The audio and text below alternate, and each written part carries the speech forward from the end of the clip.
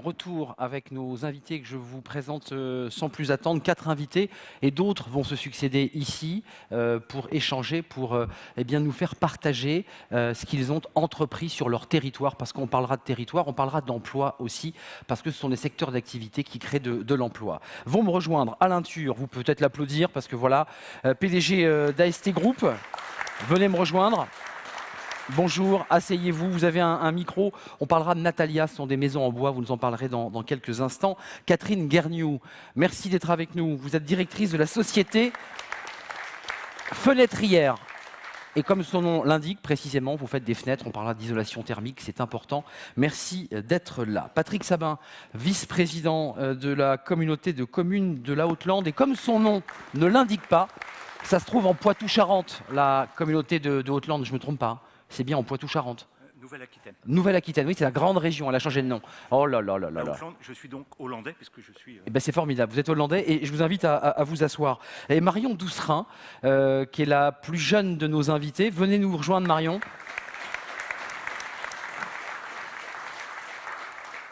Marion, vous êtes apprentie technicienne donc en alternance. Vous travaillez chez Enercon, qui est une entreprise qui travaille dans l'éolien, et vous faites de la maintenance. On en parlera avec vous dans quelques instants.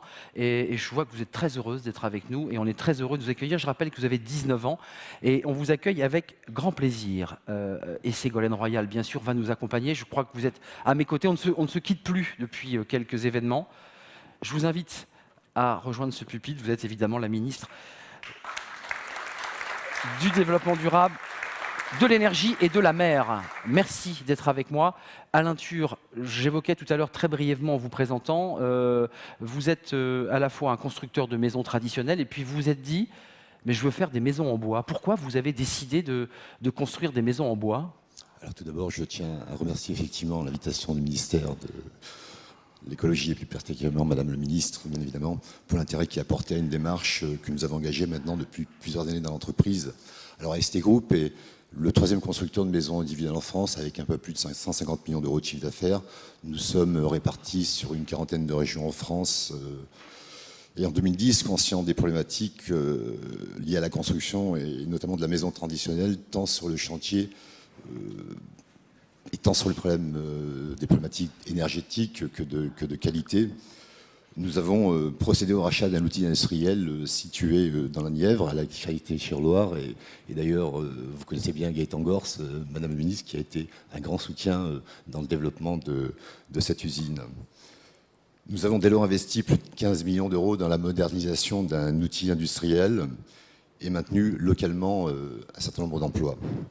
Et nous avons parallèlement développé un réseau de distribution sous l'enseigne de la marque Natilia et créé une gamme de maisons environnementales à destination d'un large public en évitant toute connotation élitiste au produit, ayant comme caractéristique principale une performance thermique inégalée ainsi qu'une qualité de production, de construction reproductible. Alain Thur, pourquoi des maisons en bois?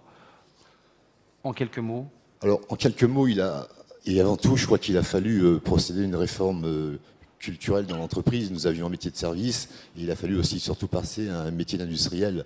Donc la maison en bois a été un phénomène qui a contribué chez nous à considérer que la norme pouvait finalement devenir un avantage concurrentiel quand elle était anticipée. Pas une contrainte, mais un avantage. Mais un avantage concurrentiel quand elle était anticipée. La maison individuelle est, je vous le répète, le logement qui est plébiscité par l'ensemble des Français. Plus de 50% du logement construit en France depuis des décennies est une maison individuelle. Il était donc indispensable de proposer une gamme de maisons adaptée à cette nouvelle exigence, qui est la transition énergétique, mais également d'en permettre son financement.